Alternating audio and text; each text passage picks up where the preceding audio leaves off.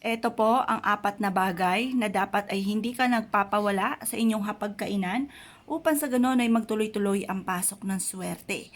Ito po mga bossing ko ay ang ating asin. Ang asin po natin mga bossing ko ay proven na nagtataboy ng mga kamalasan at nag-a-attract ng napakaraming swerte. Ang asin mga bossing ko ay humihigop ng mga negatibong enerhiya na nagdudulot sa inyo ng kamalasan. Kaya huwag ka magpapawala ng asin na walang takip mga bossing para mahigop nito ang mga kamalasan na pinagdadaanan ng buong pamilya. Kung ikaw ay lubog sa mga pagkakautang, mainam na meron kang asin or kaya po'y napakailap sa inyo ng swerte na kahit anong gawing kayod ay sa wala't wala, mainam na meron kang asin upang sa ganon may patutunguhan ng inyong kasipagan. At kayo po ay kumayod kalabaw man ay kayo po ay mararamdaman nyo na mas nagiging magaan ang swerte, nagiging masagana ang pamumuhay at hindi ka nauubusan ng pera. Ganon din po mga bossing ko ang ating tubig. Ang tubig natin ay kailangan ay laging malinis. Papalitan nyo po ito kapag nakita nyo na madumi na ang tubig po natin.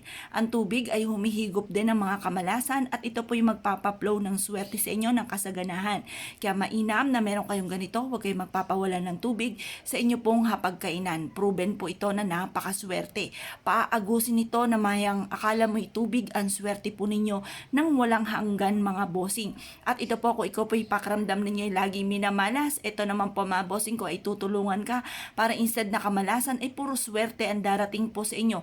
Ang tubig ay isa sa mga subok na napakaswerte mga bossing. Ganon din po itong ating bigas. Ang bigas po natin ay isa sa mga subok na rin na napakaswerte. Kaya kung kayo po ay napakailap na swerte at lagi na lang po minamalas tungkol sa usapin ng pera, ng kasaganahan, ang bigas ay huwag kayong magpapawala dahil makakatulong po ito para mas maging masagana ang inyo pong pamumuhay. Ito po mga bossing ko ay kapag po napasin yung madumi na rin dahil ito po'y binubukbok, mainam po na paltan nyo po siya kasi sayang po ang ating bigas, masama po nagtatapon ng grasya. Kaya po ang bigas ay laging titignan kung ito po ay parang madumi na or kaya parang may bukbok na, ito po ay isaing nyo na kaagad mga bossing. Huwag nyo pong hayaan na magkakaroon siya ng bukbok kasi sayang po ang grasya. Masama nagtatapon ng grasya mga bossing. Kaya pwede nyo siyang paltan muli, punuin nyo po muli siya ng panibagong bigas na malinis na wala pong bukbok. Ganon din po mga bossing ko ang ating asukal. Ang asukal po natin ay sumisimbolo ng kasaganahan.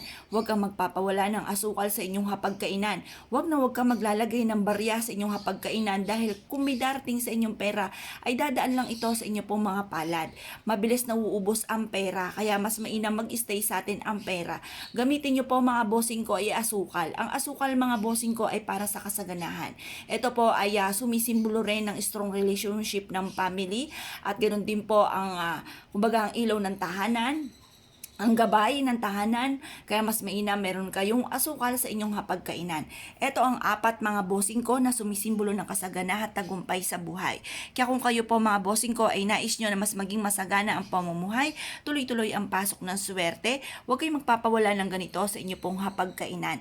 At i-maintain lagi ang kalinisan ng inyo pong apat na sangkap na pampaswerte. Makakatulong po ito mga bossing. Kami po mga bossing ko sa hapagkainan ay meron po dyan. Nilagay ko lang po siya dito pero dun siya sa may sulok na yun na nakalagay po dito sa pagkainan. Swerte ang dulot mga bossing. Iaadya ka nito kung saan lagi kayo suswertihin. Kaya kung kayo po naniniwala at na-issue po mga bossing ko na mas maging masagana ang pamumuhay, tuloy-tuloy ang pasok ng swerte, eto pong apat na sangkap na ito ay huwag kayong magpapawala sa inyong hapagkainan at makakatulong po ito upang sa ganon kayo po ay magtuloy-tuloy ang swerte mga bossing at mas laging masagana ang pamumuhay ng buong pamilya. Pambuong pamilya po ito. Kaya kung ikaw po mga bossing ko ay naniniwala at na-issue po itong gawin, maglagay ka na. Kung ikaw ay walang ganito sa inyong hapagkainan. Makikita nyo po mga bossing, laging masagana, laging maraming pagkain sa mga cabinet. Ayan, hindi kayo mauubusan dahil ito po ay humahakot ng kasaganahan sa buhay. Proven po yan. Huwag nyo hahayaan ang inyo pong lamesa ay wala pong laman na ganito mga bossing.